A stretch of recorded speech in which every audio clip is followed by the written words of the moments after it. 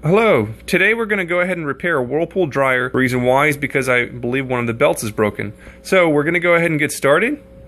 So the first step in order to fix this dryer is go ahead and unplug the dryer. It's a very important step because once you start putting your hands inside this machine, you can electrocute yourself pretty easily, and the voltage in this machine is enough to kill you. Now that I've unplugged the machine, I'm going to go ahead and start with the first step, which is going to be opening up the trap. And go ahead and unscrewing both of these screws right here. That will allow me to pull the top of the machine off, so I'm going to go ahead and do that. Okay, now that I've gone ahead and unscrewed both the screws underneath this door, I'm going to go ahead with the next step. Now, when you are unscrewing these screws, make sure that you are being very careful not to let them drop into the lint trap. That's a whole nother project if you do that.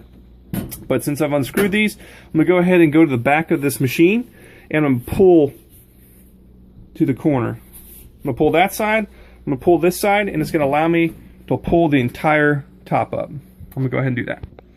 Okay, I've gone ahead and popped the top of my dryer. Now I'm going to go ahead and remove the face of the dryer. In order to do so, I'm going to go ahead and disconnect the wire right here. That'll allow me to pull the top off. And then I'm going to go ahead and remove these bolts right here. You can by using a socket wrench with a 5/16 bit on it. Okay, as you can see, I've gone ahead and disconnected this. One thing I should mention is that you probably want to use a flathead screwdriver to go ahead and pinch this up. The reason why is it does have a little clip on that is going to be tough to just pull right out. So you'll want to use a flathead to start wedging your way out of that. Also, as you can see, I removed these bolts, and then I'm going to pull out. Now it's time to investigate what's going on. As soon as I open it up, I can see right there that there looks like a belt came off. So as you can see, belt completely came off here. So I'm actually going to show you the real repair, but my lighting's pretty bad for this video, and I apologize. So I'm going to go ahead and show you exactly what I'm going to be doing as an example.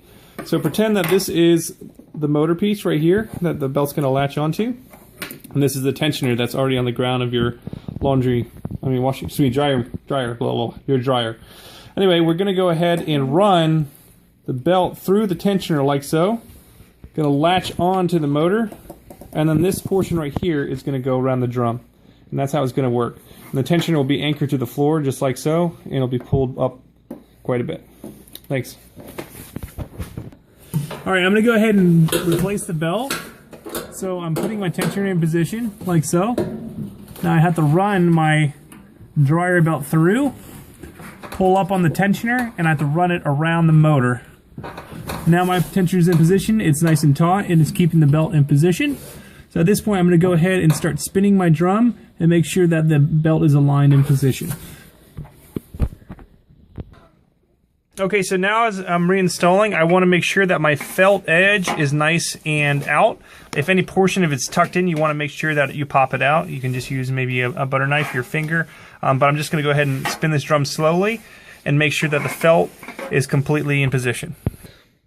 Okay, so as you can see, the bell is back in position. It's nice and taut due to the tensioner in the motor.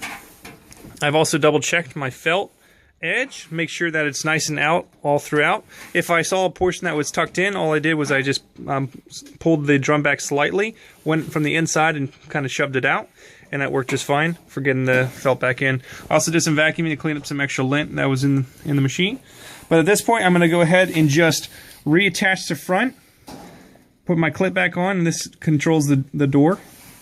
And then at that point, I'm going to pull this down and reverse my steps. Okay, so at this point, I've gone ahead and I've reattached the clip. I've bolted these back on, and I've made sure that the bottom is aligned. Now, make sure that you do have the door nice and flush. The reason why is because it's actually keeping the drum in the front in position. So if you do a bad job here, your dryer's not going to work properly. But at this point, I can just go ahead and start rotating my drum, making sure that the felt, again, is in position. But at this point, all I'm going to do is close this lid and screw those back in. And I'm good to go. I'm going to go ahead and test run my dryer, but you should be all set.